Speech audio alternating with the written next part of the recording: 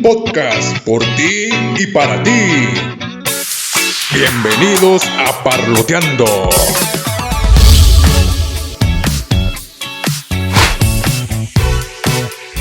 Lord Master Matrix.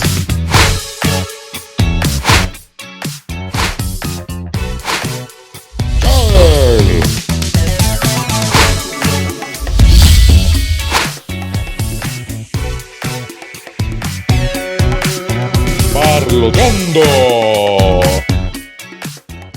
Hola, ¿qué tal, Lorcitos? ¿Cómo están? Espero que estén muy bien. Bienvenidos a nuestro episodio Ciencia. Pues estamos muy contentos de recibir a una gran invitada con mucha sabiduría, con una experiencia muy grande, con muchos estudios. Y bueno, saben que no me gusta perder el tiempo, entonces para aprovecharlo vámonos directamente con nuestra invitada.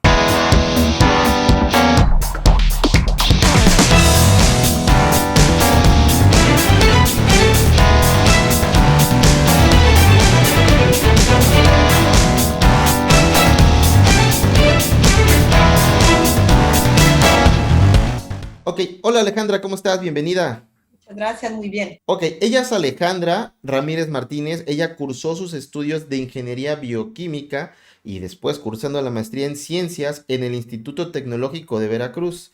Después hizo un doctorado, un doble doctorado en Ciencias en la Unidad de Investigación y Desarrollo de Alimentos y la Universidad de Montpellier II en Francia. Y después cursando un postdoctorado en la Universidad de Bretaña Occidental.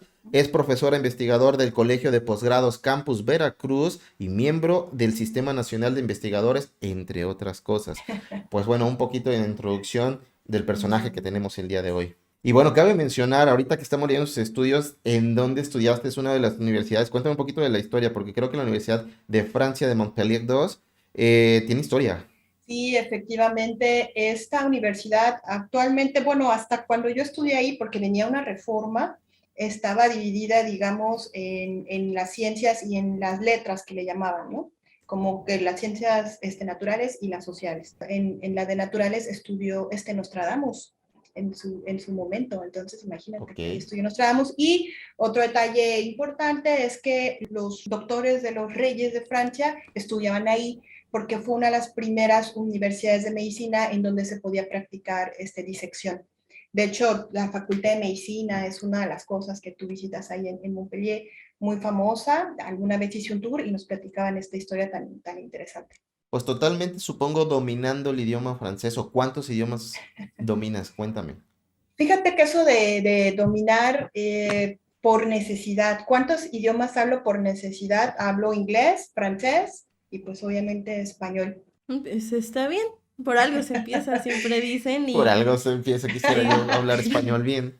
Es que yo recuerdo una vez a alguien que me comentaba, por ejemplo, en Suiza, que es un país chiquitito, pero está dividido en 5 idiomas. Entonces, si tú te comparas con un suizo, 3 idiomas es nada, ¿no? Sí. Pero vamos, ya hablar inglés es muy importante y en la ciencia pues es fundamental porque mucha de la información que se comunica es en inglés. Hablamos del tema, el tema de nosotros el día de hoy es ciencia. Un tema muy abierto, lo dejamos como que muy mega abierto para no centrarnos en algo en específico, pero bueno, yo creo que sí podríamos centrarnos tal vez en ciencia en México. Sí, efectivamente. Okay. Antes del tema, que nos platiques un poquito de lo que has hecho. ¿Qué he hecho a nivel profesional? Pues como ya vieron, tengo un postdoctorado. El postdoctorado ya se considera en el extranjero en un contrato de investigación, digamos, con duración determinada. Al menos así era en Francia. Entonces, por ejemplo, ahí tuve la experiencia de dirigir 2 tesis de maestría con una joven francesa y una chica peruana. Y también hacer investigación que resultó muy relevante. Por ahí alguna vez en algún buscador de información encontré que los datos que habíamos publicado los utilizó el gobierno de Canadá para algunas determinaciones que ellos realizan. Entonces, bueno, la experiencia del postdoctorado pues fue muy enriquecedora porque fue trabajar y hacer ciencia en otros países y dirigir a personas de otras nacionalidades, ¿no? Y bueno, en el doctorado, pues como ya lo vieron, hice un doctorado doble. Entonces yo obtuve 2 diplomas, un diploma en México y un diploma en Francia. por una oportunidad que se me presentó en el Centro de Investigación en México, que la tomé y fue muy interesante porque fue trabajar con un grupo de investigación en Francia y en México, y pues ahora eso es muy útil porque fue una manera de hacer algo que se llama interdisciplina, es decir, tomar de una ciencia de otra y unirlas para generar este conocimiento. Fue bastante interesante, importante. En México estamos ahorita muy llamados a eso, que se le llama la ciencia de frontera, para hacer la ciencia de frontera, que es eso, ¿no? O sea, colocarte entre dos ciencias, por ejemplo, y generar algo nuevo. ¿Por Ajá. qué diplomado doble? Bueno, yo sí tengo esa duda. ¿Diplomado doble ¿Por es qué un porque diploma es el doble? mismo diplomado No, en dos partes o son cómo? dos diplomas independientes. Las universidades europeas, por ejemplo, por lo que yo he visto últimamente, dan esas opciones. Por ejemplo, en España te pueden dar un diploma que se le llama internacional. Entonces, por ejemplo, tú Ujú. tienes tu diploma de México y tu diploma de allá. ¿Qué se requiere? Yo creo que es la pregunta. Es un tema que se realiza en ambas universidades, y como el aporte de la Universidad Mexicana y la universidad del otro país es importante, y el documento que se genera tiene una gran validez, se dan dos diplomas. Yo tengo una pregunta. Creo que es el sueño de muchas personas, de muchos jóvenes, Uh -huh. o al menos lo ven como una posibilidad el poder irse a estudiar al extranjero. ¿Qué se requiere, qué se necesita y qué tan complicado es poder llegar a estudiar al extranjero? Pues México es un país en ese sentido que fue muy abierto. El CONACYT, que es el Consejo Nacional de Ciencia y Tecnología, tenía la posibilidad de realizar estancias, bueno, en la maestría, por ejemplo, estancias en el extranjero de hasta un año. Y en el caso del doctorado, cuando el doctorado, por ejemplo, no se podía hallar algún conocimiento específico en México, se podía realizar en el extranjero. Actualmente hay algunas de estas oportunidades que están restringidas, pero de cualquier manera hay centros de investigación con los cuales hay una gran relación con universidades extranjeras, y por ejemplo un joven que quisiese hacerlo, si la universidad tiene esa posibilidad, pues él va y pregunta, ¿sabe qué? A mí me interesaría realizar una parte de mis estudios en el extranjero, ¿esto es posible? Y hay universidades o centros de investigación en donde esto es bastante, o sea, hay dinero para ello, y un joven puede efectivamente realizar este intercambio. Entonces, ¿qué se necesita? Primero, estar en una universidad o centro de investigación en donde se realice, en este caso, investigación, en la cual haya esa posibilidad de intercambio. Y a pesar de que parece algo muy difícil, hay universidades y centros de investigación como el Colegio de Postgraduados que llegan a tener esas oportunidades. ¿Qué es investigación? Porque bueno, a mí sí me entra la duda. Vaya, todos estuvimos o estamos en lo que es la escuela, los que nos están viendo tal vez estén estudiando, no sé, desde prepa, desde secundaria hasta universidad. Tenemos un público bastante extenso en lo que son edades. A lo mejor dentro de todo tengan la duda, bueno, es que yo lo que considero investigación es lo que me encargan de investígate la historia de México y hazme un ensayo de 10 cuartillas. ¿Cuál es la finalidad de la investigación? ¿A qué estamos hablando con eso? Es bastante interesante. Fíjate que lo que tú describes es innovación, y ahorita justamente en la investigación hay una gran invitación, bueno, siempre a innovar. No toda innovación es de cero, uno puede innovar a partir de algo ya creado, pero genera un conocimiento nuevo, o puede ser disruptivo a partir de cero. Investigar es generar conocimiento a través normalmente de la experimentación. Entonces, bueno, pues tiene sus reglas, tiene que ser comprobable, tiene que tener repetibilidad, por ejemplo, encontrar patrones, depende de si es una ciencia natural o social, que esto es bien importante. Se puede investigar en el ámbito de las ciencias sociales, por ejemplo, en el ámbito de la historia, en el ámbito de las leyes, ¿no? En el ámbito de la política pública, se puede investigar, por ejemplo. Y también en el área de las ciencias naturales, como la mía, que es en el ámbito, por ejemplo, de las ingenierías, se puede realizar investigación. Hay en general dos tipos de investigación, que es la ciencia básica y la ciencia aplicada.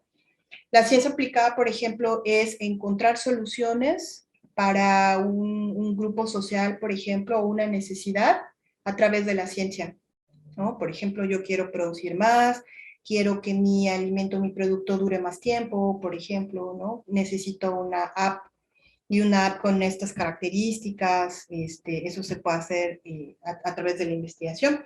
Y por ejemplo, en mi rama hay mucha conexión entre necesidades sociales e investigación.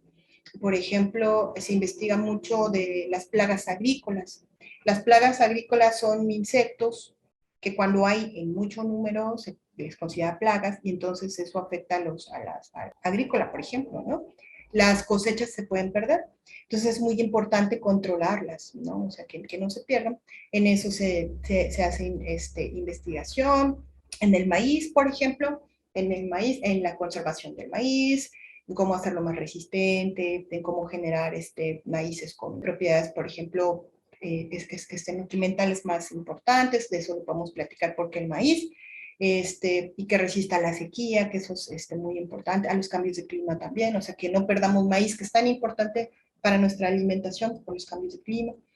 Entonces hay una gran cantidad de temas que sean un aporte a la sociedad a través justamente de hacer investigación, o sea, de hacer experimentación, de comprobarlo y de encontrar aparte a través de la comprobación que se repite, ¿no? Y luego está la ciencia básica. La ciencia básica, por ejemplo, se hace mucho en el ámbito de las matemáticas, las físicas, también nosotros hacemos ciencia básica. Y la ciencia básica es encontrar información que sirva para seguir investigando. Por ejemplo, algunos valores que se requieren de las ecuaciones. La ciencia básica puede ser encontrar las características de algún fluido que se requiera justamente para que funcione una máquina, pero si yo necesito conocer cómo se comporta, si cambia su volumen, si se enfría, si no se enfría, eso es, por ejemplo, la ciencia básica. Entonces, la ciencia aplicada y la ciencia básica son dos ramas de la ciencia, ¿no? Y que se hacen en México. Yo tengo una pregunta. Mencionaste que las plagas, cuando es un número muy grande de insectos, en este caso se hace plagas. ¿Los humanos podemos considerarnos como plagas porque tenemos el planeta sobrepoblado, consumimos demasiado? Entonces, ¿podemos considerarnos como plagas? Para algunos autores sí, somos plagas. Yo creo que finalmente eso dependerá de la visión, de cómo nos veamos a nosotros mismos, porque, por ejemplo, hay sociedades donde han intentado justamente generar un cambio para comportarse, digamos, de una manera más sustentable, por llamarlo de esta manera, no emitir gases de efecto invernadero. De hecho, Josué me apoyó recientemente para trabajar, para poner subtítulos a una presentación de un profesor de la Universidad de Copenhague que conocí en un intercambio justamente académico, y él nos hablaba de cómo allá son y buscan ser 100% sustentables, ¿no? O sea, ya no emitir CO2, ya no emitir metano, ¿por qué? ¿No? Por sus políticas, digamos, ¿no? Entonces, en estos países, pues digamos que buscan eso. Y hay otros países donde es un poquito más difícil, ¿no?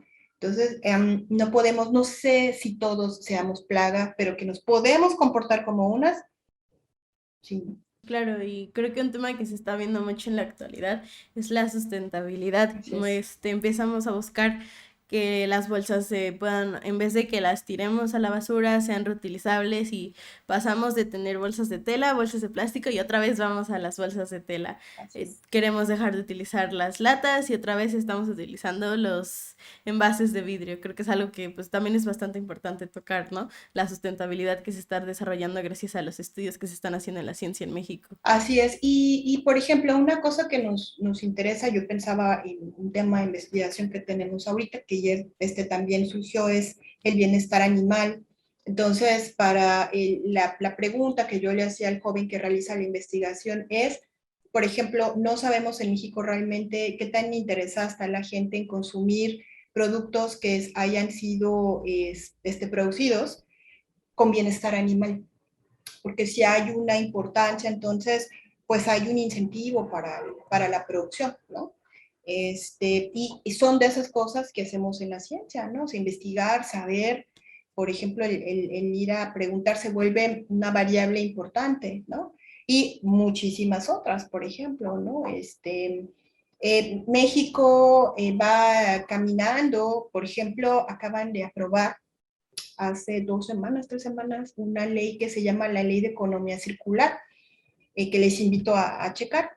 Y esa ley de economía circular ya nos está invitando a no desperdiciar. Es una ley muy amplia porque va desde los aparatos electrónicos y toca también a la producción. Entonces, por ejemplo, una de las líneas de investigación que así se le dice que es como de los grandes temas en los cuales yo investigo, es justamente sobre las pérdidas y desperdicios de alimentos. Es un tema que trabajo aproximadamente desde hace 6 años también. Y pues primero, cuando este tema surge en México no había datos de cuánto se desperdiciaba en comida, que es muy importante, la FAO, que es un organismo que digamos, es la que dicta, digamos, estos términos, hace una división entre lo que pasa de que se produce en el campo hasta los centros de distribución y de ahí al consumidor. Entonces, de los centros de distribución, mercados, centrales de abasto, hasta el consumidor se le llama desperdicio, y antes de eso se le llama pérdida. Entonces, hasta hace 10 años en México no sabíamos cuánto desperdiciamos en comida. Y un investigador con el cual yo tengo el honor de trabajar, que es el doctor Genaro Aguilar, él empezó a determinar cuánto se desperdiciaba. Y la realidad es que es una cantidad de alimentos tremenda, desde tortillas, desde frutas, desde verduras, una cantidad muy importante, ¿no? Entonces, actualmente, ya con los años, ha ganado mucho impulso y estos espacios son muy importantes para hablar de eso, ¿no? O sea, esa sustentabilidad tiene muchas cosas y una es esa, cuánta comida tiramos a la basura, ¿no? Entre Sí, ellas. son cosas que están ahí, pero no vemos o no estamos Sí, familiarizados a observar. sí, y por ejemplo, una cosa muy importante es, o la pregunta puede ser, bueno, ¿y qué hace la ciencia en eso? Bueno, la ciencia, por ejemplo, puede investigar cómo es el comportamiento de la gente en su casa. Por ejemplo, a veces guardar en el cajón de las verduras dos tipos de verduras puede generar que una, digamos, se eche a perder más rápido, por ejemplo. El hecho de guardar una verdura en una bolsa de plástico puede generar que se eche a perder más rápido. Entonces, hay comportamientos que nosotros, incluyéndome, como consumidores, pueden incentivarlas. Entonces, por ejemplo, a través de la ciencia se puede justamente investigar, indagar de estos comportamientos y después en estos espacios, ¿no? Pues darle a conocer al público. Si tú haces esto, por ejemplo, va tu tomate, tu cebolla, va a durar menos tiempo, y si tú no lo haces, pues te va a durar un poquito más. Cómo conservar los alimentos, por ejemplo, cómo almacenarlos, ya lo veíamos. Entonces, esa es una parte, ¿no? Y eso es como desperdicio, y ya, por ejemplo, en mi ámbito, pues viene en la pérdida un poquito más atrás, por ejemplo, en el campo, ¿no? Entonces, eso es uno de los temas ahorita de la sustentabilidad con los que me ha tocado trabajar, y pues que sí son muy relevantes, ¿no? Bueno, de hecho, ciencia, siempre que hablamos de ciencia, todo lo tratamos de resolver con la ciencia. Yo creo que en lo que más confiamos los seres humanos es en la ciencia, ¿no? Y muchos de los que estudiamos, de la carrera que sea, nos tenemos que defender con eso, llamado ciencia, el método científico que nos enseñan toda la escuela, ¿no? Y voy mucho, por ejemplo, a las situaciones paranormales. Muchos creemos en las situaciones paranormales, pero muchos decimos, se tiene que explicar científicamente de alguna forma, ¿no? Y a todo le buscamos un porqué de las cosas, ¿no? Pues es que se movió la silla, bueno, a ver, ¿por qué se movió la silla, no? O sea, buscas una explicación científica, no algo paranormal. Y bueno, ahí entramos en choques, creencias religiosas, que no me voy a meter en esos tipos de detalles. Pero bueno, siempre, bueno, en lo personal siempre buscamos una explicación científica y no nada más en lo que dice, y pues me voy también a los memes y todas esas cosas que están en Facebook, ¿no? Que para que te crezca más el cabello, ponte mayonesa mezclada con aguacate y un poquito de cilantro y le pones cebolla, das 3 vueltas, haces un baile, te paras de cabeza 10 minutos y no, hombre, el pelo te va a crecer 10 centímetros por día, ¿no? O sea, cosas así que pues mejor, a ver, ciencia, explícame el por qué, ya te van a decir, no, pues es que tiene estos componentes, exageré, yo sé, pero estuvo chido, ¿va? Tiene muchos componentes y estos componentes te sirven para porque tienen vitamina tal, y entonces, bueno, ya buscamos una explicación científica de las cosas, de la duda del por qué no me voy a estudiar algo científico y mejor me voy al campo, lo laboral, ya lo aplicable. ¿De qué voy a vivir? ¿Cómo gana un investigador de esto? Porque el campo sí está muy explotado, muy reducido, hay muy poco campo, lo que es ya trabajo. Entonces, ¿cómo gana un investigador? Bueno, aquí dos partes, por ejemplo. A mí me encantaría que después en los comentarios la gente que ve este podcast te dijera qué tanto confía en la ciencia. Actualmente es un tema, a mí me pasó cuando vivía en Francia, como ya les platiqué, pues yo estudié allá, vivía allá, y me sucedió una vez que un buen amigo me dijo que él ya no iba a consumir cierto tipo de productos. Y me decía, no, es que yo leí que la leche, y yo le cuestionaba, bueno, ¿y qué conocimiento científico tienes tú de la leche para decir que ya no la vas a consumir? Y me respondió que él ya no confiaba en la ciencia. Se me hizo súper interesante y le pregunté por qué. Y me dijo que era porque los científicos luego no estaban de acuerdo y a eso a él se le hacía raro. O sea, si la ciencia es, y es algo que te enseñan, como dices tú, desde la escuela, o sea, la ciencia es lo que es, ¿por qué los científicos entran en conflicto? Y eso a él le generaba desconfianza. Se me hizo súper interesante. Entonces, y si te soy sincera, en algunas estadísticas que uno escucha en la radio, por ejemplo, en la opinión pública, ya la gente no, a veces no le da ese espacio a la ciencia. Así que para mí sería fabuloso que ya después te escriban y te dijeran eso, cuál es su percepción de la ciencia, ¿no? Eso por un Es lado. como los que ya no creen en las noticias, ¿no? Exacto. Entonces, independientemente de eso, a mí me parece muy interesante porque lo que tú planteas es algo que se llama el racionalismo, ¿no? O sea, somos seres racionales, ¿no? O sea, una persona que siempre le busca una explicación a algo es un ser racional. Entonces, y hay seres que son empíricos, que necesitan probar, comprobar para llegar a un conocimiento, ¿no? O sea, a través de la pura razón y del empirismo, o sea, del entrar de probar algo, experimentar, se genera conocimiento, que estos, por cierto, son una de las corrientes epistemológicas para generar conocimiento, bueno, o sea, para generar este conocimiento. Entonces, cuando somos muy racionales, siempre la razón, justamente, pues vamos a recurrir a la razón para encontrar una explicación. No todo el mundo es racional, ¿no? O sea, hay gente que es, por ejemplo, muy intuitiva, y entonces recurre a inclusive a las emociones, ¿no?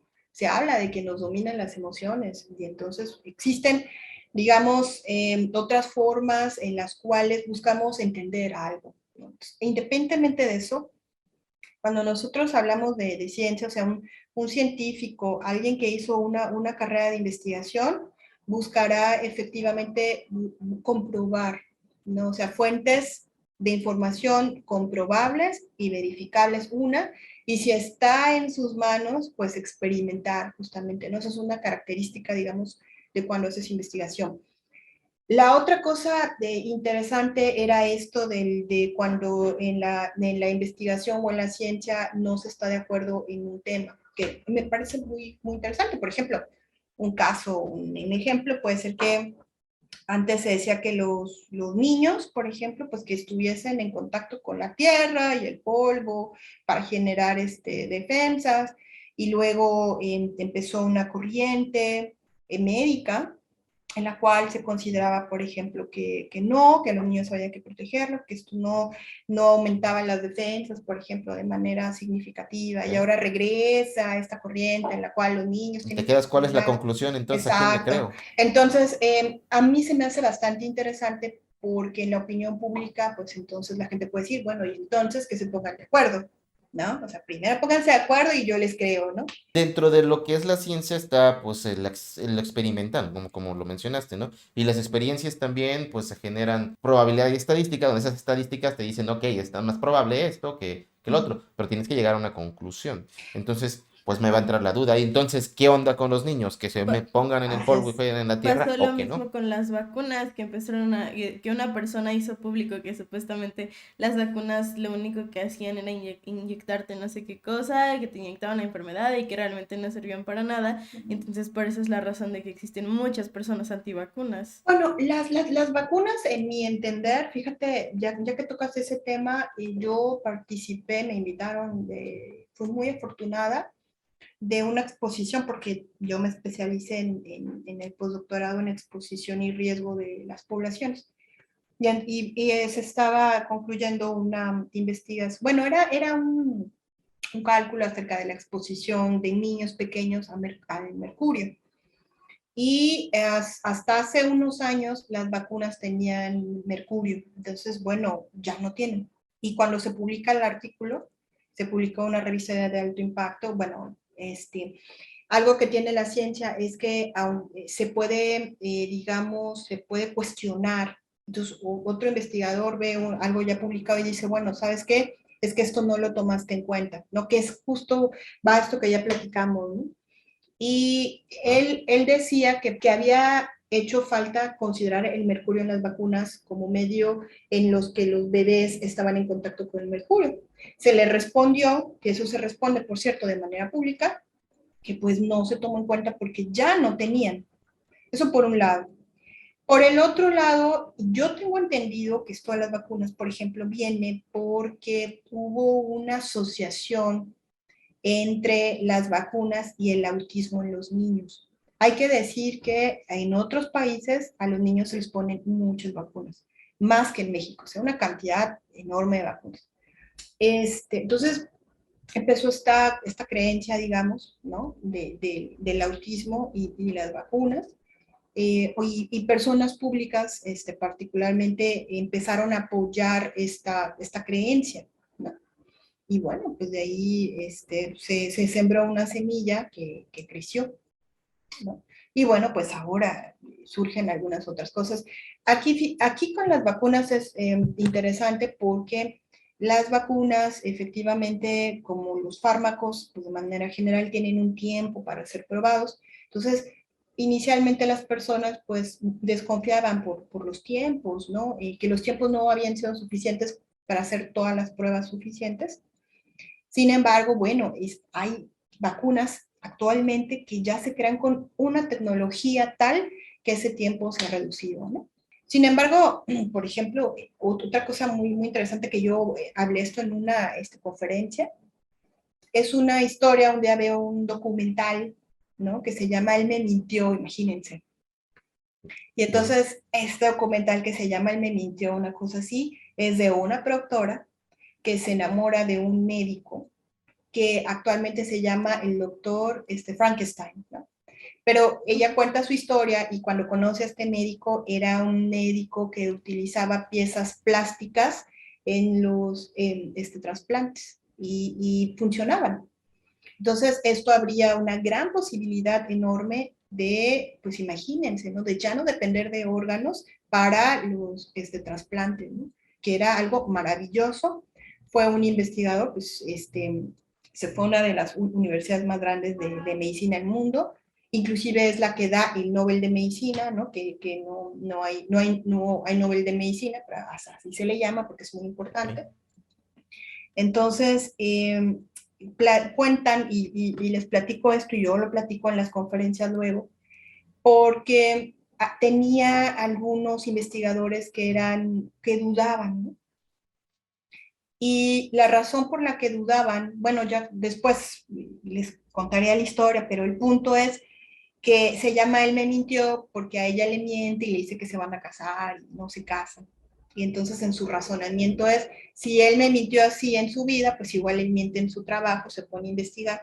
Y resulta que a las personas que les había hecho este trasplante, que eran 10 en el mundo, pues habían muerto ya 8 personas.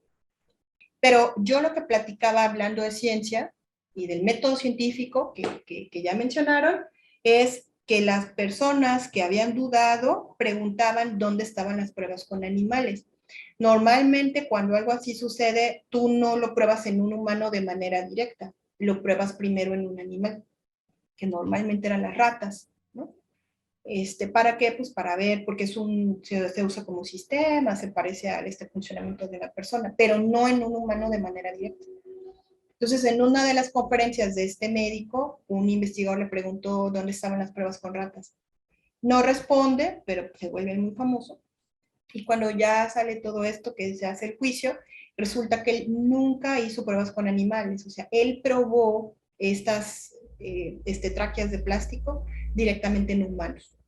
Y eso está pues, prohibido, ¿no? Y por eso fue que le denominaban Frankenstein, ¿no? El doctor. Entonces, la experimentación en la ciencia es muy importante y el ser crítico con los datos, ¿no? Que es parte de lo que hablamos. El ser crítico, de manera general, pues es parte. Entonces, lo que es interesante, lo que tú exponías, era que con la ciencia se relacionaba, y espero que se relacione el ser crítico, y tener esa capacidad crítica de la información, no creer todo a la primera, sino informarte para el creer en algo, ¿no? El ser crítico. Claro. ¿no? Sí, porque lo que evitas es tener como que ese salto de fe, ¿no? No nada más tener fe por lo que me dices y creerte ya con los ojitos cerrados, va, ¿no? Ajá. Que muchas veces lo hacemos, ¿no? Porque pues ya tiendes a tenerle fe a tu mamá que te está aplicando una vacuna porque ya dice que es correcto, pero bueno, donde se supone que ya hubo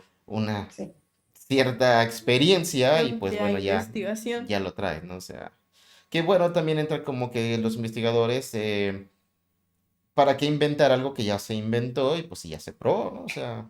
Es que yo no quiero hacer polémica, pero por ejemplo, a mí me sucedió alguna vez en otro trabajo, que enviaban una nota y era una nota, ¿no? Y decía, a México llegaron huevos hechos de plástico de China. No sé si lo llegaron a ver, se volvió eso muy común, ¿no? Entonces, me sabía de la Maruchan, pero no de los huevos. Bueno, eso es muy interesante, eso de la Maruchan, ahí hay mucho que platicar, pero en el caso de los huevos, ¿no? Que decían que eran de plástico, y decía, pues no creo que haya huevos de plástico, ¿no? O sea, no También creo. el arroz, muchos Exacto, productos ¿no? decían En que el eran de arroz, plástico. efectivamente, ya te hacen Que los chetos son de plástico. Bueno, que los chips son de plástico y así por el estilo, ¿no? Y pues... Y lo tocamos en el tema de química en la temporada pasada. bueno, vean, entonces, pues ya les explicaron, y no es que sean plásticos, o sea, no son plásticos, ¿no? Ujú. Pero, por ejemplo, el tener un espíritu crítico, que es una de las características de un investigador y de hacer investigación, pues te hace decir, pues no creo que sea plástico, bueno, a ver, vamos a ver por qué podría ser un plástico, ¿no? Y entonces dices, no, pues no puede ser un plástico. Entonces, ese espíritu crítico, yo rescataría que era lo que se relacionaba con la ciencia. Ojalá se siga relacionando con la ciencia. A mí me interesaría, te digo, en los comentarios que hagan después, si tus espectadores consideran... Creen en la ciencia. Sí, ¿y qué es eso? ¿no? Análisis crítico. Claro. Me quedé con la duda de cómo gana un investigador. Esa parte no me la quisiste tocar o me la ignoraste. No ya sé, vamos pero... para allá, ya vamos para allá. Okay. Pues pues trabajando, hay trabajos, esto es interesante. En México normalmente se da clases, digamos, y se hace investigación. Y se nos llama profesores investigadores. Hay solamente investigadores que no dan clases, ¿no? Pero está México, como la creencia de que solamente los investigadores son exactamente para dar clases. O sea, voy a estudiar para doctor y investigador para entrar a una universidad y dar clases.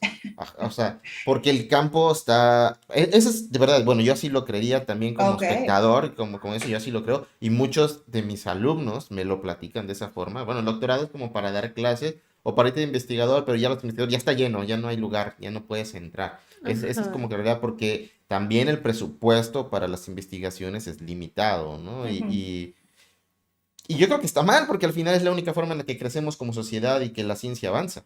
En estos casos, por ejemplo, eso va a depender ya del tipo de trabajo. Esto ya está establecido dependiendo de en dónde trabajes. Es muy común, les decía, que des clases y hagas ciencia.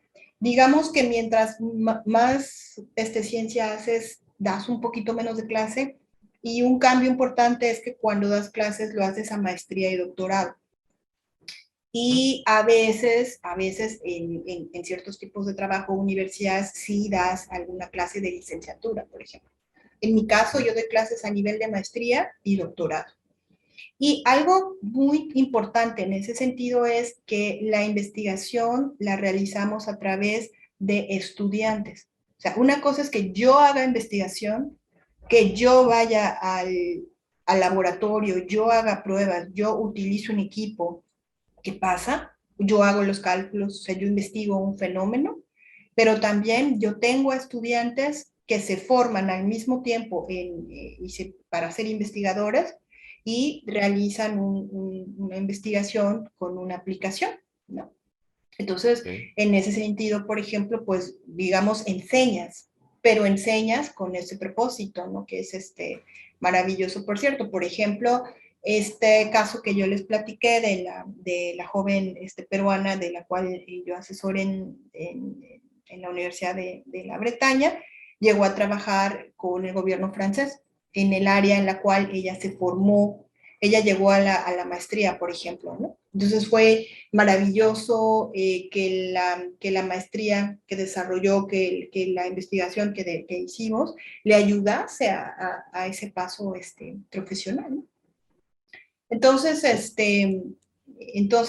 pues efectivamente, no solamente damos clases, pero el interés de que demos clases es justamente compartir conocimiento y dar, digamos, como esa visión del conocimiento, ¿no? Porque ya lo dijimos, pues en teoría cuando eres doctor, ¿no? Ya tienes esa visión del análisis crítico, ya tienes o sea, invitas al joven al mismo tiempo a ser crítico, le compartes tu conocimiento, le compartes de tu investigación. Los grandes profesores de las universidades, pues es lo que hacen, ¿no? Tú estudias con el profesor que está escribiendo el libro sobre neurobiología, que está escribiendo el libro. Entonces, imagínate, tú estás en ese momento adquiriendo el conocimiento que está generando, lo cual es maravilloso, ¿no? Entonces, por eso la importancia de dar clases, ¿no? Como yo les decía, eso dependerá, a veces mientras más investigación haces, das un poquito menos de clase, pero es muy importante porque transmites y compartes tu conocimiento.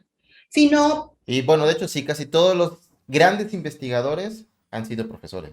sí, y les encanta por lo mismo, porque ellos dejan esa semilla justamente para compartir. Una de mis grandes experiencias de vida, ¿no? Que yo lo comparto con haber visto, no sé, a Paul McCartney, ¿no? Que me desmayo ahí, no sé, fue haber conocido a 2 premios Nobel. Y uno de ellos estaba ahí parado, ¿no? En la universidad, para mí fue uno no muy grande. Este premio Nobel, Albert Fer, trabajó, si mal no recuerdo, él ganó el Nobel en física, no recuerdo el año, pero él trabajó con el arreglo de metales para generar los chips que utilizamos actualmente en las telecomunicaciones.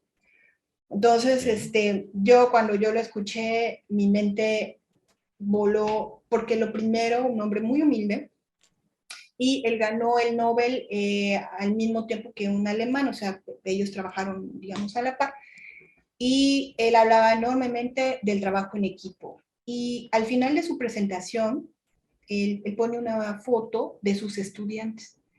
Y él le daba mucho valor justamente a la formación de los muchachos, y eso me encantó. Es decir, era una persona que quería transmitir lo que él sabía, el conocimiento que generaba, y en vez de que, bueno, es importante, ¿no? O sea, lo que quiero decir es que es importante. ¿Por qué? Porque si no, el conocimiento que se genere, ahí se queda, no se comparte. Y el conocimiento que no se comparte, pues, no sirve. Sí, Ok, claro, se queda claro. encerrado, no tiene Uh caso. -huh. Tienen razón.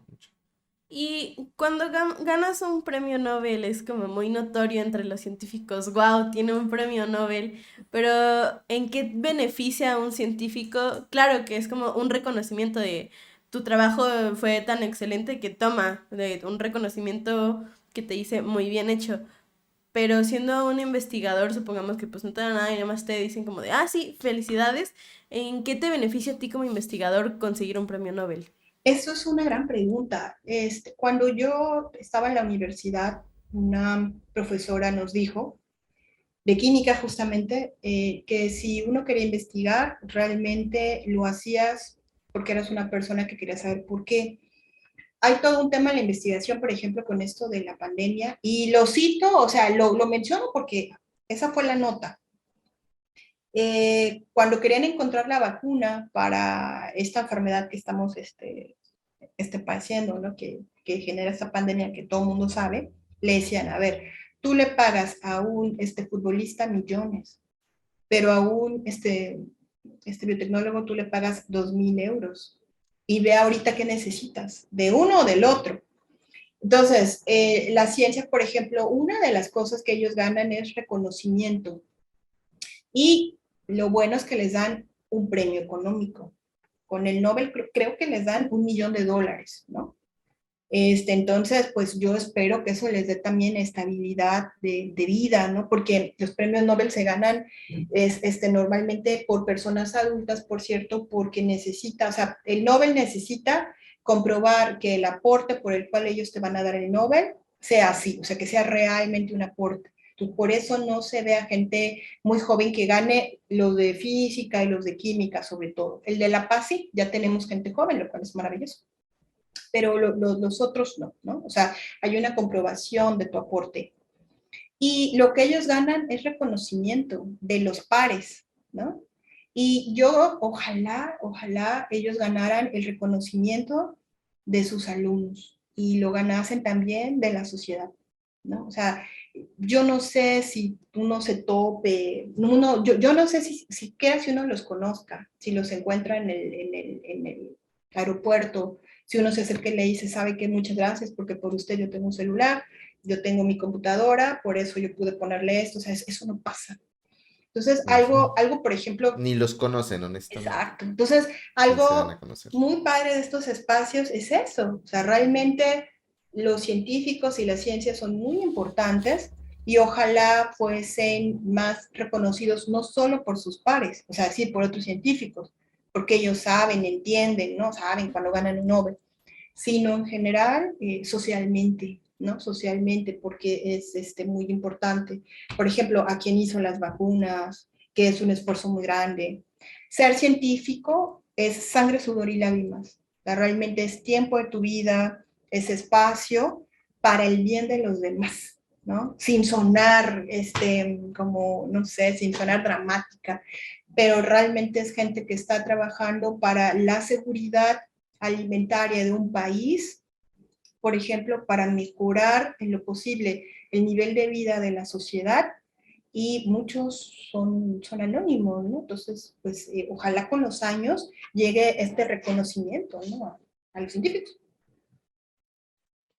Sí, ¿no? Porque, bueno, pienso yo que, pues de algo tienen que vivir, ¿no? O sea, ok, puedo investigar, pero pues todos tenemos que comer, todos tenemos que vestir, todos tenemos que tener, pues, nuestra vida cotidiana. Entonces, no tengo el tiempo porque tengo que trabajar, entonces no puedo investigar. Y es muy difícil que consigas un trabajo de investigador para que puedas tú tener tiempo para hacer una mejora en algo, ¿no? En lo que sea.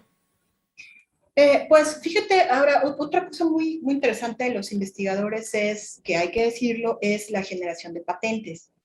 Una patente es cuando un descubrimiento que tú hiciste lo registras y entonces cuando alguien más lo quiera utilizar ya sabe que es tuyo. Las Y patentes... eso es bueno, ¿no? Porque ahí las patentes ya también te Sí, da algo económico, exacto, yo considero. entonces Es como registrar algo tuyo, una exacto, canción, como un una logo, una canción, imagen, como un poema, ¿no? una... Los Efectivamente. derechos de autor en la Efectivamente, ciencia. exacto, ese es el término, eso, Shen, ese es el término. Entonces, aquí fíjate que hay algo muy interesante, que es, por ejemplo, cuando un investigador lo registra, obtiene dinero. Sin embargo, por ejemplo, yo tengo colegas que ellos no registran lo que encuentran, porque ellos dicen, yo quiero que esté disponible para todos. Yo no quiero que alguien pague, ¿no? Y existe algo así como, bueno, en mi caso existe el software libre, ¿no? Que lo registras Ajá. como algo para todos y Sí, no puedes apropiarte de ello. ¿Sí exacto, existe algo así? exacto. También existe Ok, eso en qué padre. ciencia, ¿no? Es Entonces, como para la comunidad, ¿no? Comunidad, esto así es es, lo que yo descubrí, ahí está, si pueden descubrir algo úsalo, más, pues claro. úsenlo, sí. Por ejemplo, Está muy interesante, muy padre. sí, claro, por ejemplo, yo uso R, que es un software pues libre para hacer estadística. Entonces, Ujú. inclusive la gente genera paquetes, genera y sube y tú lo utilizas y es para el desarrollo de la ciencia. De hecho, yo tomé un curso aquí en mi colegio donde un estudiante de doctorado hizo una paquetería. Fíjense qué interesante. Entonces tú ocupas esta paquetería y ellos la desarrollaron dentro de su tema de investigación de doctorado. Entonces, bueno, para que vean otras de las cosas que se puede hacer a partir de la ciencia. Y su nombre no está ahí, su nombre no está ahí. O sea, lo hace realmente para el avance del conocimiento, del mundo. Parloteando. Yo tengo una pregunta. Supongo que para poder investigar, estudiar, pues todo obviamente necesita del dinero, necesita aportaciones de la humanidad o de personas que digan, ah, sí, yo te patrocino, por llamarlo de alguna manera, tus estudios. ¿Y cómo es que deciden si vale la pena o no el, el pagar para que alguien investigue sobre un tema en específico? ¿Cómo deciden que vale la pena? Es una muy buena pregunta. Aquí, por ejemplo, yo comenzaría hablando de justamente la conferencia que tuvimos ayer. Como les platicaba, es de un investigador danés. Y él nos decía, por ejemplo, que en Dinamarca ellos están obligados a innovar por, digamos, por la estructura del país, o sea, porque hay muchos impuestos, la mano de obra es cara, entonces ellos pues tienen que encontrar formas eficientes de trabajar. Entonces, por ejemplo, nos decía, tú a una persona ya le pagas bien, pero te tiene que dar resultados, y si no los da, simplemente lo despides. Es un mercado muy activo. Entonces, en México, por ejemplo, si nosotros lo tomamos así, hay apoyo tanto privado como apoyo, digamos, público. En el caso de los apoyos públicos, como es dinero de los impuestos, que eso hay que decirlo, se requiere comprobar que hay un beneficio a la sociedad.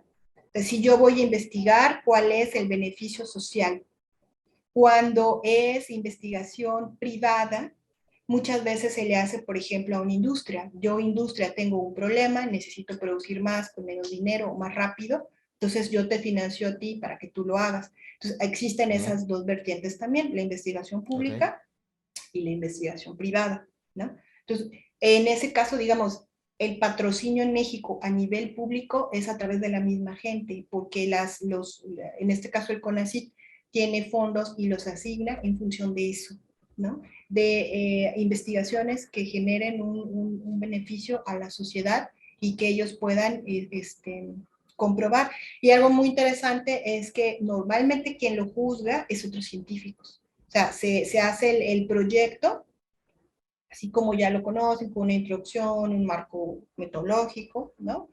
Con los resultados que se esperan. Y entonces, pares, justamente otros investigadores se les envía el proyecto y ellos evalúan el beneficio social, por ejemplo, ambiental, puede ser, de esta investigación y así, digamos, se les patrocina. Eso pasa con las investigaciones. Por ejemplo, yo en este momento tengo uno que se financia a través del CONACYT, digamos, del Estado, y lo que pretendemos es generar información para que se forme a las mujeres en el campo en el manejo de insecticidas y de los agroquímicos. Normalmente hay cursos que los emiten desde las organizaciones internacionales, pero siempre se forma al trabajador de campo. Sin embargo, las esposas también están en contacto con estos agroquímicos y lo que pretendemos es tanto generar la información como hacer ver que es importante formar no solo al trabajador, como a su esposa. Su esposa puede tomar decisiones para que el contacto pues, sea reducido. Si es reducido, pues hay menor riesgo, mayor salud. Entonces, por ejemplo, este es un caso, ¿no? Y hay otros, por ejemplo, en el colegio ahorita hay otro proyecto en el cual trabajan con el control de una plaga para los cítricos. Veracruz, que es un gran productor de cítricos, es una forma de ayudar a los productores para realizar un mejor control, por ejemplo, ¿no? Entonces, se juzga que son proyectos con un impacto social importante y los financian, ¿no? Ahora, en el caso de los estudios, hay centros de investigación y universidades que cuentan con becas para que los jóvenes estudien, tanto la maestría como el doctorado. Y ahí que se requiere, pues lo mismo, pasan ellos todo un análisis y ese análisis tiene que ver con sus calificaciones, por ejemplo, con el hecho de hablar inglés, al menos un inglés que, bueno, va a haber un puntaje de acuerdo a la universidad, con haber tenido un promedio al salir, sea de la licenciatura, si es para maestría, y de la maestría para el doctorado, del tema de investigación, ¿no? Entonces, digamos que hay esas dos vertientes. A los jóvenes para hacer investigación hay becas de tiempo completo, o sea, cuando solamente vas a hacer eso. Y en el caso de los proyectos que son públicos, es a través del impacto social que estos van a tener.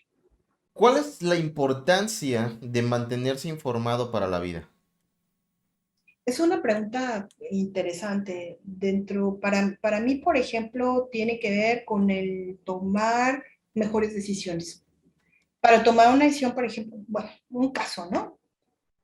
Tú te compras una casa y tú puedes decidir, o sea, una casa es, en teoría, algo en lo que vas a vivir, o sea, una decisión que te va a afectar por muchos años, ¿no? Tú la puedes tomar de dos maneras, por emoción o de manera más racional. En el caso de la emoción es algo así como yo entro a la casa y me encanta que tenga teja, que tenga tal piso, me encanta, no sé, ¿no? Yo siento en la casa, dicen por ahí, ¿no? Y ya. La otra, pero no te informas para nada. Y entonces nunca preguntas o nunca piensas si está en un terreno bajo o elevado, no investigas si pasa cerca un tren o de pronto si hay ruido, no sabes de qué está construida, por ejemplo, cuántos años tiene de construido, no investigas a la constructora, por ejemplo, o sea, cosas así. Entonces, la información te permite tomar mejores decisiones, muchas mejores decisiones. Hay una parte, digamos, emocional, que pues, obviamente es importante, pero las decisiones más importantes de la vida se toman con un análisis y que está basado muchas veces en la información. Entonces, el tener información para la vida diaria, yo lo resumiría como una manera de tomar mejores decisiones. Excelente. Entonces, si vas a casarte, amigo, infórmate bien. Sí, O amiga también, como infórmate. amiga. Este es un tema, yo una vez di una plática, tampoco con ganas de ser polémica, pero yo trabajo... Las polémicas son buenas, no Las son polémicas, malas, porque bueno, te hacen perfecto. ser crítico y te hacen pensar, Perfecto. definitivamente. No, pero fíjense que en la plática yo, como yo les dije, yo me especialicé en el doctorado en exposición y riesgo. Ujú. Y básicamente el principio, digamos, de la toxicología es todo es tóxico dependiendo de la dosis. Y yo abro mis conferencias hablando del amor, ¿no? Del amor tóxico. Entonces yo les pregunto, a ver, ¿qué es el amor tóxico? Y hay muchas respuestas. Depende de la perspectiva, tal vez. Bueno, aquí, entonces, hablando, digamos, de la definición de toxicidad. O sea, es decir, todo puede ser tóxico. Eso va a depender de la dosis, lo cual significa que el amor tóxico es un amor excesivo. Es cuando ya no hay espacio para la otra persona, cuando llegan los, es que yo te amo tanto que no te dejo salir, es que yo te amo tanto que no te dejo vestirte así, es que yo te amo tanto, Lo es que yo te llamaría amo más tanto. como tóxicos cuando te hace daño, ¿no? Cuando ya Ah, no te bueno, está beneficiando, cuando ya te está lastimando. la consecuencia de lo tóxico es el daño. Entonces, lo que es muy interesante, yo alguna vez leí un libro que se llama, de un escritor muy famoso que se llama Walter Rizzo, que se llama Los límites del amor. Entonces, en lo que yo estudié y en lo que hice investigación, los límites, o sea, como valor, son muy importantes para reconocer cuando hay riesgo o no. Entonces, básicamente en una de estas pláticas de las charlas que estaba yo viendo, dando perdón, yo les decía, bueno, es que el amor tiene límite. ¡Uy! No, ardió Roma. Y hubo alguien que levantó la mano y me dijo, no, el amor no tiene límite, ¿no? Y yo le decía, enojado. pues sí, bueno, y Y yo le contestaba, sí, efectivamente hay una concepción mística muy, muy bella acerca de que el amor no tiene límite, pero eso implica reconocer que es el amor, porque entonces el amor va a cambiar de acuerdo a cada quien. Entonces yo le decía, yo tenía chicos de 20 años que pensaban que el amor era que los golpearan. Hay gente, perdón, que cree que el amor es que los celen, por ejemplo, o que lo golpeen, qué sé yo, ¿no? Entonces, tú finalmente, aquí el asunto es que tú pones el límite, ¿no? Siendo que en ciencia el límite ahí sí es uno, no. O se fija de acuerdo a criterios establecidos, en otros aspectos tú los fijas, ¿no? Entonces, pues esto efectivamente es toda la Son información, es polémicas y importante. está bastante bien y te hace debatir, te hace Entonces, criticar, ¿no? por cierto, es buen libro, se los recomiendo. Gracias. Gracias. Pero sí, la ciencia te hace exactamente... Es muy bueno y bueno, llegamos a esa conclusión, ¿no? De que la ciencia te pide que seas crítico y tú tomes una decisión de lo que es, porque te vas a un ejemplo bien básico. ¿Cuál es mejor para ti? ¿Un Android o un iOS? O Huawei, o bueno, ya hay diferentes sistemas operativos. Entonces, ¿qué teléfono te conviene más? ¿O qué computadora? ¿Un Windows, una Mac, un Linux? O sea, en mi caso, pues, obviamente tengo que hablar de tecnología, ¿verdad? Pero bueno, así como eso, ¿qué marca de leche es la que más te conviene? ¿Qué marca de carro te conviene? Que también se van por gustos. Entonces, y todo esto es ciencia, porque estamos hablando de equipo de tecnología, ¿no? Igual lo que comes, lo que consumes, ¿no? Que bueno, es Claro. mucho de lo que investigas, ¿no? O sea, qué es mejor, lo orgánico o lo químico, o Uh-huh. que ¿O lo qué platicamos en implica? nuestro podcast de química, o sea, qué Uh-huh. implica exactamente. Implica. Entonces, al final los que tomamos la decisión somos nosotros Así es. pues somos los que tenemos que debatir y sobre todo observar. Estas son las opciones de Así sí, es. así como todo. Todo ser humano, desde que nos levantamos, tomamos decisiones, y eso se los enseño cuando enseño programación. Estamos llenos de decisiones y Uh-huh. tomamos nosotros decisiones de acuerdo a las críticas, a la observación, al método científico, lo aplicamos siempre y a cada momento, y esas decisiones nos llevan a, pues, a un resultado final y Nos qué es afecta. lo que hacemos y qué es lo que nos afecta a nosotros o a los que están alrededor nuestro, ¿no? Fíjate que yo recuerdo uno también que le llaman de un premio Nobel, creo que fue en matemáticas, que me lo prestó un amigo, que es un caso muy interesante porque en la Universidad de Bretaña Occidental, que fue donde yo lo conocí, tienen este laboratorio de innovación, ¿no? Maravilloso. Entonces, por ejemplo, para la pandemia ellos hicieron cubrebocas y caretas, pero ¿Mm? adaptadas a médicos, a bueno, unas cosas increíbles. Ok, Y él me prestó hace tiempo un libro y básicamente en este libro se decía que el cerebro a corto plazo era un mal estadista. Y el haber probado que este cerebro a corto plazo era un mal estadista era muy interesante. O sea, en la neurología, por ejemplo, hay unos avances científicos justamente increíbles que nos permiten entender cómo tomamos decisiones. Entonces, si hablamos de la ciencia, es la ciencia que se ha dedicado a estudiar el cerebro que nos hace entendernos mejor. Si no hubiese esa generación de conocimiento sobre este cerebro, no nos conoceríamos tanto, digamos, como individuos, ¿no? También porque a mí se me hizo muy, muy interesante, después vi documentales, ¿no? que hablaban de la decisión a corto plazo y a largo plazo, ¿no? Y si uno se conoce así, pues entonces uno sabe que hay decisiones que no hay que tomar a corto plazo, hay que esperar un poco más, bueno, ¿no? O sea, conocer cómo funciona nuestro cerebro, que se ha generado mucho, como les comentaba, en una base científica, nos hace eso, conocernos mejor, ¿no? Para toma de ok, sí. decisiones, para un montón de cosas, para lo que ya dijeron de la toma de decisión de la pareja, no hay... Yo leí hace tiempo un artículo que me encantó en una revista, bueno, total, de divulgación, que ahorita vamos a hablar de qué es la divulgación, que por eso estoy aquí, donde en ese entonces ya se empezó a hablar de que los químicos de la pasión y la esquizofrenia eran lo mismo, eran los mismos químicos cerebrales, imagínense. Entonces, a partir de eso se entendía el concepto de locura de amor y una correlación muy interesante de por qué la pasión no podía ser eterna. O sea, la pasión tenía que disminuir con el tiempo porque si no te vuelves loco, literalmente, imagínense, ¿no? Una maravilla. Entonces, Habría que investigarlo. sí, bueno, ya hay mucha información al respecto, hablando de pasión, ¿no? De pasión. O sea, la pasión no puede ser algo, si tú la mantienes por mucho tiempo, digamos, literalmente te vuelves loco, ¿no? Y en este artículo que leí, que era muy, muy interesante, era una investigadora que hablaba de cómo se había enamorado de su esposo, bueno, una maravilla. Y sí, ya lo he visto varias veces de esto, y cada vez se aprende más, por ejemplo, hay estudios científicos justamente que comprueban que en la etapa del enamoramiento que dura, varía, pero se considera que es hasta de 9 meses, no ves, ¿no?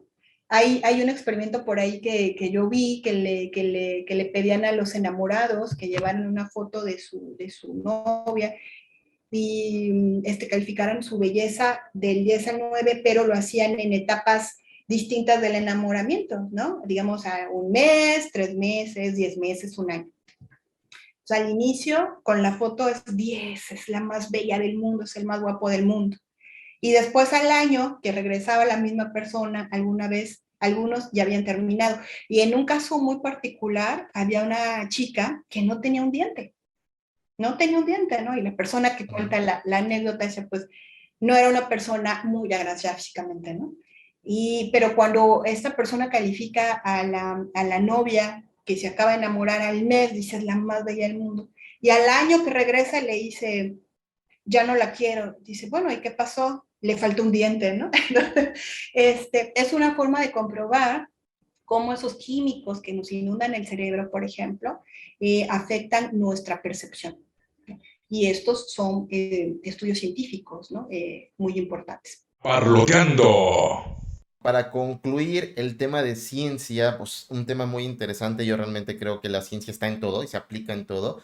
Y pues bueno, la quiero mucho. En lo personal, lo científico ya saben que es lo mío. ¿Qué haríamos sin ciencia? Bueno, no sé qué haría yo sin ciencia, la verdad. Tengo mis ideas, pero no lo sé. Pero bueno, es un tema muy bonito, muy padre. Estábamos hablando de lo que es investigación. La investigación obviamente es lo que hace crecer la ciencia y lo que hacemos. Y es como crecemos como sociedad. Entonces, como conclusión, ¿qué nos puedes dar, Ale? Justo de lo que tú decías, ¿qué hago sin ciencia? Sin ciencia no tienes esto. Sin ciencia no tienes esto. O sea, la cámara, la computadora, los avances tecnológicos que permiten que nos comuniquemos, esto, mejores lentes en general, ¿no? Hasta esto, si yo me pinto el pelo, más sanos, que duren más tiempo, fibras, o sea, fibras que sean cada vez que utilicen menos recursos para ser producidas o más resistentes a precios más bajos. O sea, sin ciencia, nuestra vida no tendría la misma calidad. Ok, entonces concluimos, tenemos que ser críticos, también nosotros tenemos que aplicar la ciencia y dudar de la ciencia, siempre tratemos de dudar de todo, para que pues al final lleguemos, o sea, es muy bueno tener dudas, porque si tienes dudas, entonces preguntes. Yo creo que así es como crecemos el ser humano, siempre está la etapa del por qué cuando somos niños, ¿no? ¿Por qué esto, por qué aquello? Un niño no le puede decir ese fuego quema hasta que no lo toca, porque así es la realidad, claro. Aprendemos, exacto, tenemos que aprender. Entonces, Experimentar. La ciencia está en donde sea, tenemos que, pues, quererla. Por favor, chicos, estudien, hagan su maestría, hagan su doctorado, porque es la única forma en la que el ser humano puede crecer. Y sobre todo en México. Yo creo que en México necesitamos muchos investigadores, mucha gente que quiera capacitarse y que haga sobresalir también nuestro país. Que yo creo que para allá es donde vamos, ¿no? De verdad, somos lo que somos gracias también a nuestros científicos. Muchas gracias a todos. No conozco a muchos, no me sé los nombres, de verdad desconozco yo como persona los que ganan premios Nobel, pero gracias a todos los que nos estén viendo, y si no nos están viendo, háganselo saber que sí lo estoy viendo, y tú que estás estudiando y estás creciendo o quieres que estés para eso, vamos, yo espero y sé y que hay mucho detrás de ti que lo vas a lograr. Entonces, como conclusión, podemos llegar a esto. ¿Algo que quieran aportar, Chel? La ciencia es nuestra historia y como bien dicen, el que no conoce su historia está condenado a repetirla. Eso sería todo por hoy. Quiero agradecerte mucho por estar aquí, Ale. De verdad, te damos muchas las gracias. Estuvo muy interesante la plática. Es muy bueno también tener podcasts un poquito más científicos y con mayor información, porque bueno, es necesario. Fíjense que hay un área de la ciencia que ya no hablamos, que se llama la difusión, y es justamente hacerles llegar ciencia de una manera divertida, de una manera que se comprenda. Ya después, en otra ocasión, si hay oportunidad, les voy a platicar de un curso que tomé de difusión, cómo hacer esto a nivel científico, que es muy importante. Excelente. Muchas gracias. Va, pues bueno, hay muchos podcasts de ese estilo, nuestro también. Muchas gracias por compartirnos un poquito, Ale. Yo sé que hay mucho, realmente una persona muy sabia a mi criterio, con Gracias. una experiencia bastante buena y que va para más. Me avisas cuando ganes tu premio Nobel, por favor, para felicitarte y estar ahí, si se puede, claro. No sé si un Nobel, pero sí con resultados que tengan un impacto social importante, que es a lo que estamos llamados innovadores. Mucho gusto. Yo sí lo sé, porque realmente eres demasiado, lo voy a decir porque es la realidad, es mi frase y no es una ofensa, es bien ñoña y eso es bueno. En mi criterio, en la actualidad, y lo voy a decir público, porque no quiero ofender a nadie, para mí el ñoño es la moda, literal. Los ñoños son la moda. Para mí así es porque son el futuro en México. Ajá. No dije ninis, dije ñoños. Ñoños. Ojo, cosas diferentes, ¿eh? Fíjate que lo de los ñoños ya se nos acaba el tiempo, pero algo muy, muy interesante. El ñoño surge de un cliché de las películas de Estados Unidos, en donde, si ustedes se dan cuenta, tienen al chico que va a la universidad y anda con lentes y calculadora, y el chico que es feo normalmente, y el chico súper guapo que hace deportes, Cliché ¿no? total. Sí. Ujú. Y es popular. Y fíjense que a un profesor una vez nos hizo la reflexión de que es una forma de burlarse de la gente que va a la escuela a estudiar. Muchos de esos chavos que van a estudiar, sobre todo en Estados Unidos, son chavos que tienen becas. Y como tienen becas, es gente que se dedican a estudiar. Entonces, esa ¿Y a qué concepción se va a la escuela? del ñoño, sí, específicamente, no hay que burlarse de la gente que estudia, ¿no? Yo alguna vez en mi vida se burlaron de mí por estudiar. Yo tenía una beca, ¿no? Se habla mucho de eso, pero se burlaban de mí por estudiar, ¿no? Y yo simplemente quería, pues, mantener mi beca. De ¿Ya ves? Le ahí, dije ñoña, sí, ya, sí, les dije. yo tenía, ¿no? Me dijo ñoña.